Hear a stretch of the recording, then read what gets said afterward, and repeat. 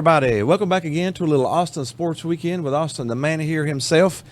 Sports heaven right now, ain't it? We have got football, college football finishing up. We got college basketball starting. It is one of our favorite times of the year. We're in the transitioning from football to basketball stage. So we got a lot of sports to talk about. Specifically college hoops, because that's where my main love of basketball started long ago. With college hoops. Before we get started, though, thanks again for SevereTV.com for setting us up here in studio. Thanks again for Autographs Plus for sponsoring us. I got a Larry Bird basketball and a Dalton Connect basketball. Got some pretty good basketballs here from. But we need to jump in. Let's talk about some college football first. Let's go ahead and recap the last four games we had. After a pretty lackluster first round in terms of quality of football, here is the second round of games. And we had a couple of the games were a little bit better. It started on... see, what was the first one? We had Ohio State. Oh, I guess we need to talk about Penn State. Yeah, let's talk about Penn State, Boise State first. Yeah, it's funny. Boise was in the third position. Georgia was in the 2 position. Oregon was in the 1 position. Arizona State was in the 4 position. All of the first top 4 lost. Now, that shows you the bye week doesn't really mean Jack Diddley's poop. No, everybody that had a bye week lost, and all top 4, all 5 conference winners were lost. Eliminated. And all 4 of the top seeds lost. That is telling me one thing right off the bat, though. We would not have had the best team in college football winning the national championship this year because it would have been one of the conference winners. See, that's a step forward, but Oregon and Georgia would have been in the top. They would have been the top 2, and then number 3 would have probably been who? Probably I don't know. Anyways, with number 3 would have been Texas and Penn State. Mm-hmm. Texas and Penn State. Now we do have Texas and Penn State moving on. But Oregon and Georgia would have been the top 2 seeds. They would have been because normally we only get the top 4 in the playoffs. Just like the New York Giants went 9-7 and then ended up making the Patriots 18-1 that year. The only way we would have saw that miracle run was if you let them into the playoffs. So we are seeing some people get into the playoffs here that would have normally have not been there. Notre Dame would have not been in the playoffs. They would have not been high enough. Maybe they might have been in the top 4. Arizona State wouldn't have been. Texas might have been at number 5. They would have been on the outside. So at number 4, we don't know, Steve. I love the 12-team playoffs. You just got to take away the automatic bid for conference champions. Sorry. Yeah, we need to take away those automatic bids because having Boise State at number 3 and getting beat by 17 by Penn State. So that's a perfect little lead up into that. But Boise State shot themselves in the foot, or in the hoof, in the horse terms. Yep, they did, yep. A lot of times they either got an interception when they were in the red zone, or they had some sort of botched snap of sorts. Mm-hmm. Genty was bottled up by Penn State's defensive line, and yeah, they got a little frustrated. They normally lean on the run and then play off of that, and they couldn't run as good against a more powerful defense. So, do you know what's kind of rare though? What? I was talking about Penn State. The first time in forever, I didn't introduce it with a big game James chant. Well, he's won 2 playoff games now. Have some people noticed? It has not been a top 5 team, though. His record against top 5 teams is 1-15. So we will see coming up if he can break that streak. We had Ohio State completely dismantling number 1 Oregon. After 41-21. After they beat the pants off of Tennessee. Yeah, I don't feel so bad now about Tennessee losing. We looked better than Oregon did. After we Ohio put up State, a better fight than Oregon did after against Ohio them. State beat the pants off of Tennessee, they beat the pants off of Oregon the very next game. Yeah, and that was in Pasadena, which and is Rose Bowl. That's closer to Oregon. That's in Oregon's backyard. So Ohio State went from Columbus over to California and gave them a whipping. And 34-0 at halftime. That what Jeremiah Smith crap? guy. He might be good. That Jeremiah Smith He guy could against be. I think he's got a chance to be good. Against Tennessee and Oregon, he's got over 264 yards receiving and about like 4 touchdowns. That's not too bad. He's pretty good. He's pretty good. Give him another year and he'll be a top 5 pick. I mean, I think so. Yeah, I think he might be the best wide receiver I've seen come through there. He's a freshman. That's crazy. That's crazy. The only sort of good game of what we've had lately is Texas Arizona State. That was a good one. Texas manhandled them for 3/4 of the game until Cam Scattaboo of the Sun Devils said, "Hold my beer." Let me throw a touchdown. Let me catch a touchdown. Let me run for a touchdown. Let me punt, return a touchdown. Let me intercept a touchdown. He did. That was full effort. He was there, and he was their team. He almost gave them a victory there. If it hadn't been for Scattaboo, they would have lost by 30. The Scattaboo was everything. He was fantastic, man. He was better than advertised. Arizona State losing him, and they might have been the team everybody thought they were going to be at the beginning of the year. But here they are participating against a good Texas team. Yeah, and this thing went to double OT overtime. It's the most memorable game by far. Yeah, 39 to 31 ended up getting 70 points out of it. This is definitely the most memorable game that I can. If I had to pick one from this year, it would be that one.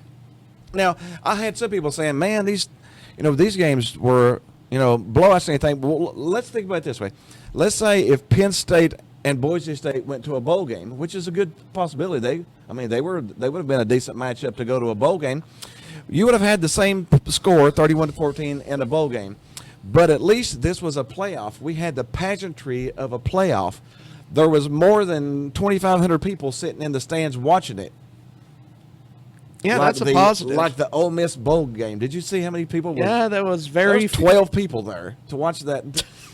So we had a Penn State Boise. I mean, it was a 17-point win, but the pageantry, the lead up to it, the people in the stands, it was. I would rather have 31-14 in a playoff game than I would 31-14 in the Saskatchewan Butter Bowl or whatever in the crap they do these days. So, even though these were not competitive games, except for the Peach Bowl, I would much rather have seen Oregon and Ohio State in a playoff game rather than it just being another box standard bowl game that the only people watching it's the Big Ten people. So, say what you want to. I love the playoffs. They just need to reorganize it and get the seeding correct. Speaking of a surprise, Georgia just got Irish stomped. 23-10. Carson Beck might have meant a little bit more. Meant more than meets the eye, but also Georgia, their receivers drop a lot of balls. They dropped a lot. And the guy throwing it to him, that was his first ever start as the quarterback. How'd you like to be in a playoff game against Notre Dame and that's your first start? He was kind of thrown out there, I felt. Yeah, he got thrown out. He got thrown out to the Wolves. And Notre Dame's defensive line, no fluke. It was a little too much for him. It was just a little too much for him, yeah. And people were calling out Brian Kelly, the Notre Dame fans, but what Marcus Freeman's done in his time compared to what Brian Kelly's done.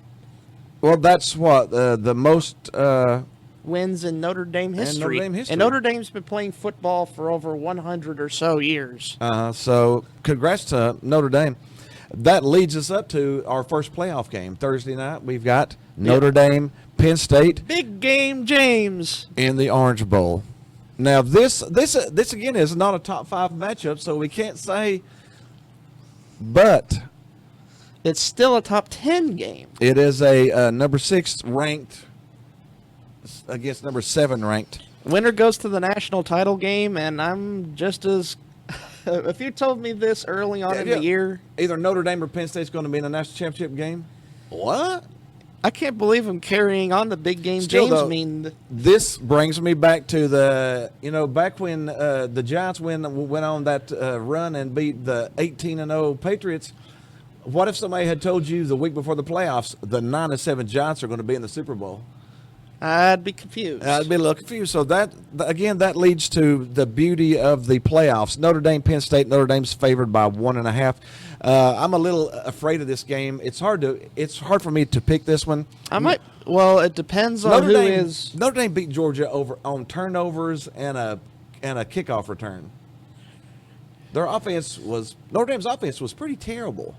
They only had 90 yards passing against Georgia. Penn State seems to have a decent offensive unit for the most part so far. They produced plenty of points. They scored 38 in their first one against SMU. They scored 31 in their next game against Boise. But you notice the trend. Yeah. Because those aren't the highest tier of opponents. No. Even though they did get a good shot. Penn State has had the easiest road. Notre Dame would be the stiffest test. Notre Dame is definitely probably the toughest game they've played since Ohio State. And they got beat pretty handily by Ohio State. So Notre Dame favored by 1.5. I'm probably still maybe leaning towards Penn State here. I'm going to pick differently. I think I've got the Notre Irish. Dame? I say it's a 1.5 point spread. It's hard to say. Most of me has the Irish because the Irish have played tougher opponents. The Irish has definitely had a tougher. Indiana and Georgia, they've went to those two and defeated both of them. So I'm doing it based off of strength of opponents. Opponents so far. You're probably actually right. That one's going to be a tough one to pick. Now Friday we got Ohio State and Texas. Ohio at the State Cotton Bowl. is as hot as any team in the country right now. Ohio State's favored by 5.5 points. You got to pick Ohio State. Ohio State, they're mowing people down. If you can beat Oregon by 20, then you can beat Texas by 5.5. I can agree with that. It'll be smart for anyone to take the Buckeyes and Brutus and just Honestly, go on your merry way. If Texas and Oregon was playing against each other the week before, Oregon would have probably been favored by 2 or 3 points over Texas. But since Ohio State's been so Ohio State hot, beat Oregon by 20. So if Oregon would have been favored over Texas, Ohio State should. Now, don't get me wrong. Texas has got a great team this year. Quinn Ewers, their starting quarterback, used to be a Buckeye before he transferred to the Longhorns. Yeah. Nice little wrinkle. So Texas is going to give them a shot, but if Ohio State plays like they did the last 2 weeks, they'll be beat hard anybody. To beat. They'll be hard to beat. So probably got Ohio State. So we might look at an Ohio State Notre Dame national championship game. If you'd have told me that a month ago, I'd laughed at you after Michigan pantsed Ohio State and Notre Dame lost to Northern Illinois at home. You know, I think Michael Jordan over there at Ohio State said I took that personally. Yeah, I took it personal. They took it personal. Honestly, them losing to Michigan might have been the best thing that could have happened to them as a team. They look sharp. Not as a fan base, because the fan base was going to burn down the entire city. They still might. But the team looked in the mirror and said, and they fixed whatever was wrong. Chip Kelly is still the OC. Chip Kelly is still a good offensive-minded coach. And with Ryan Day, I keep telling Ohio State fans they got good coaches. They do. Some of them, are really just very disheartened by the Michigan losses, and I understand, but you got good coaches. Mm-hmm. All right, let's go ahead and jump into a little college basketball. We are transitioning. Here's our transition period. From college football to college hoops. I love college hoops. Every year I forget how much I love college basketball because I get into college football. And then when college basketball starts and you're into the 4th or 5th week of college basketball, I'm in love with college basketball again. I love college basketball. And, of course, as Tennessee fans, we're having a pretty good year this year. We're having the #1 ranking in America. We are #1 in the country for the 5th straight week, which ties a Tennessee record. It also ties our best start since 1922. not 2022, 1922. 23. And if Tennessee can win their next game against Florida, that will be the best start in the history of the program. So that's going to be a tough one. They're having a pretty good year. It's going to be a tough one against Florida. Yeah. How about we give us a little Tennessee plays Florida. A little roll call on the top 15? Let's just run through the top 10 here. Just give a couple talks about each one here. We'll start covering them better in our next show, a little bit in depth. Of course, we just said Tennessee. Tennessee is fantastic. I'll give you just a couple little quick Tennessee notes here that I've got on some stuff. Let's see, Tennessee basketball. Oh, Igor in his last Milicic Jr.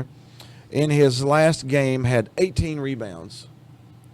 18 rebounds. That's a lot of rebounds. That is most by a Vol in the modern era, I think. That's most in the Rick Barnes era. 18 rebounds in one game. That's domination. You want the orange, you get the orange. Yeah, and Chaz Lanier is he's good. He's pretty good. He's had his third straight game of 20 plus, and his fourth game this year with 25 plus. And he had his career. Their first SEC game of the year was against Arkansas Calipari. And John Calipari. And Chaz stepped up and had his best game with 29 points. So when you can step up competition and you step up your game, Chaz might be a pretty good player. I've actually got some notes here that will surprise you. Dalton Connect through his first 14 games. Now, I love Dalton Connect. He's one of my favorite balls that's ever touched the basketball. His first 14 game, he averaged 15.1 points per game, 4.1 rebounds, 1.6 assists. He shot 45%, field goals 36 before, 3-point and 80% from free throws, with a total of 211 points. This is Chaz through the first same 14 games. There might have been a harder competition. I'm not comparing the competition. I'm just saying this is the same number of games. Through Chaz's first 14 games, he's had 20 points per game. That's a nice little jump. 2.9 rebounds per game, so a little lower. 1.4 assists. Around the same. Around the same. He's shooting 45.5% from field goals. Around the same. 45.5% from 3-point. That's higher. That's about 10%. That's 9% more. And 78% from free points throw. Lower. 2 points lower, with a total of 284 points. So he scored 73 more points than Dalton did in those first 14 games, with really comparable numbers on the other stats in his splits. So I'm not saying Chaz is as good as Dalton, because Dalton was a once-in-a-lifetime player, but I'm saying there's a chance. You know what I'm saying? Chaz, he seems to be a really humble, really nice guy. He came to play for Rick Barnes. From North Florida. And Tennessee. He's from Tennessee originally. So he's doing really good. And said Chaz has faced 3 quad one opponents. And in those, he's averaging 20.3 points per game, shooting a 55% from three-pointers. That's pretty hot. We could explain about what quads mean later on in our shows. Yeah, whatever we dip down in. And then a shout-out to Jemiah Meshach, too. He may be my favorite player on the whole team. I could turn on a game just to watch him play. He's the glue guy. He's the glue. He's so sound. His career DBPM is now 6.47, the fourth best figuring in Division I players with a minimum of 50 games in the last 15 seasons. So he's got the fourth best figure on defense in the last 15 seasons of anybody D1 that's played at least 50 games. He is first among SEC only players, the first in the last 15 years in defense in the SEC. So he's amongst all the best all-time in defensive box plus minuses. Yeah. In terms of defensive rating. The defensive box plus minus, he is the number one SEC player in the past 15 years. So when he's on the floor, he's very historically good defensively. He shuts him down. He is sound, dude. He is super sound. And good news for the football team, Tennessee football team. They did pick up another wide receiver from Alabama From today. an arch rival. They took Alabama's Amari Jefferson. Amari Jefferson was from Tennessee. We battled for him back in the day, but he's a freshman coming back, so he's still got a lot of years left in him. But we'll go ahead and jump into the other contenders. The other contender, Auburn.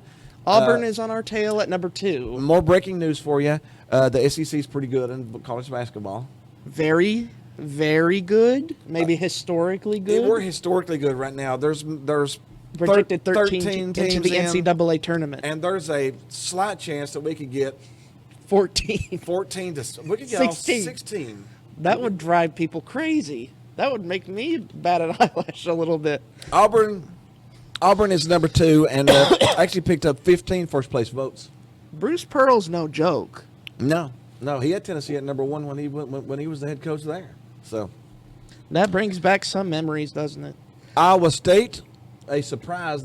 Really not a surprise, but They're really defensive oriented. they're really defensive. They are at number 3. Their head coach's last name's one of my favorites. Otzelberger. Otzelberger. TJ Otzelberger. I'm not even going to try to say that. We got Duke at number 4.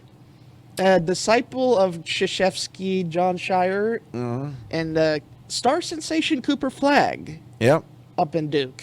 Yep. We got Alabama at number 5. Mark Sears and Nate's Oates. Yep. And the Tide. So 3 of the top 5 are SEC. Let's go ahead and make it 4 of the top 6 because Kentucky's number 6. That's going to be interesting to see how Mark Pope comes in there, and he's done decent so far. I would say this. I've got a couple of friends that are Kentucky fans. Shout out to Barry and Boone there. Barry told me today, I didn't know, they've got 3 top 10 wins now under Pope's first year. You want to know the only other Alabama coach to do it that fast? Other Kentucky coach? Yeah, the only other Kentucky. Man, there's so many to pick from. Patino? Rupp. You mean the guy they named the whole stadium after? Yes. Only Rupp has done that in his first year? And we're talking about Patino and all the... I think Calipari took like 70 games, I think it was. And Patino took like maybe 90. Barry was shooting those numbers out. But he's the only one other than the man himself. How about that for some good... I'm going to say Pope is off to a decent start. Kentucky at 12-2. Calipari hasn't done that in the last 5 or 6 years at Kentucky. No. And already I think Pope he was already getting a lot of praise for his X's and O's expertise. Yep. And that's kind of what Kentucky fans have wanted for years. He took a bunch of transfers, a bunch of people that might have not even been starters on other team. And meshed them and together. He's got 3 top 10 wins in his first year. Congrats, man. We got Marquette at number 7. Shaka Smart. Perennial Shaka. I love Shaka Smart. I think he's best at the small programs. I love him standing at the small programs. And Marquette, that is a very... usually an extremely good basketball team whenever he's coaching over there. Speaking of SEC, here we go again. Florida at number 8. Oh, Florida. Todd Golden and those Gators. Mm-hmm. They have the highest offensive rebounding rating in the entire country. Speaking of rebounding, Tennessee taking on Arkansas just a couple days ago, out-rebounded Arkansas by 30. Tennessee had more offensive rebounds than Arkansas had rebounds total. What the crap? Yeah. What? So Tennessee's playing. I'm saying Tennessee's playing pretty good this year. Now, this is my humble opinion, and I've been saying this since week 1 or 2. This may be the best Tennessee team I've ever seen. Well, are you thinking Final Four? Because I'm thinking we've got the best shot that I can have in my recent We just got to get in the good bracket. Yeah. But let's get back to the Gators here. The Gators are playing really good. They just took their first loss from Kentucky. And Kentucky. That was their 3rd top 10 win. Before that, they were undefeated. So the only undefeated team left is Tennessee. But Florida, like I said, has the highest offensive rebound rating in the country. Mm-hmm. and they scored the fifth most points per game in the country at 88.5. The thing is, this upcoming game against Tennessee tonight, It's gonna be defense. Tennessee's the second highest defensive rating in the country at 55 points per game allowed. And then we average scoring, close to 80, don't we? I think we're 81 or 82. So it's going to be a tough game. Florida's actually favored by 2.5 points because they're at home coming off of a loss. So we'll sort of see how that goes. But the Gators are in really good shape. They can score the ball. They can really rebound the ball. That's mainly some of the strengths from that team. Yeah. At number 9, we got Connecticut. Two-time defending national champions. Dan Hurley, albeit very emotional guy on the sidelines. I'm not going to say. And rounding out the top 10, we got Texas A&M. So that leaves us 1, 2, 3, 4, 5, 6 of the top 10 teams in the country are SEC teams. Yeah, Texas A&M, Buzz Williams and the crew. Wade Taylor coming back to being an all-SEC performer. And the Aggies at their highest point in a very long time. Very long time, are 12-2 and jumped up from 13 to 10 this week. So that's our top 10 for this week. That's our top 10. A little short summary of each team's strengths. We'll get into more of it next week. As the season goes by, we'll give you more stuff. We'll give you more stuff. We'll probably jump into it a little bit more next week. I don't think there's any more breaking news. Squirrel White that left Tennessee ended up going to Florida State. I wish him well. Yeah, I hope he does good down there. Hey, he's got Gus Johnson, not Gus Johnson, not the announcer, Austin, but Gus Malzahn calling plays for him at Florida State now with Norvell trying to save his job. Yeah, so honestly, that would probably be the defenses are going to be a little less in the ACC. So I think he'll have a better shot. I think he'll have a better chance. He might have a better. Anyways, I hope he does pretty good. And just as a little wrap-up, Tennessee finished up last year with a 90% win total. 80%. 80% total, 90% at home in the 4 major Tennessee baseball, men's baseball, basketball, women's basketball, and football and softball combined for 170 and 42. So Tennessee might have had one of their best years in the major sports and the history of the program. So shout out to Danny White and everybody going on there. That was fantastic of a year. But that's it. We'll call it right there. After we have a few more games, we'll talk about the championship game, and we'll jump into basketball a little bit more heavier next week. But we're glad you checked in with us. Thanks for checking in. Be sure and share us with your friends. Thanks again for SevereTV.com and for Autographs Plus setting us up here. Other than that, we'll see you next week.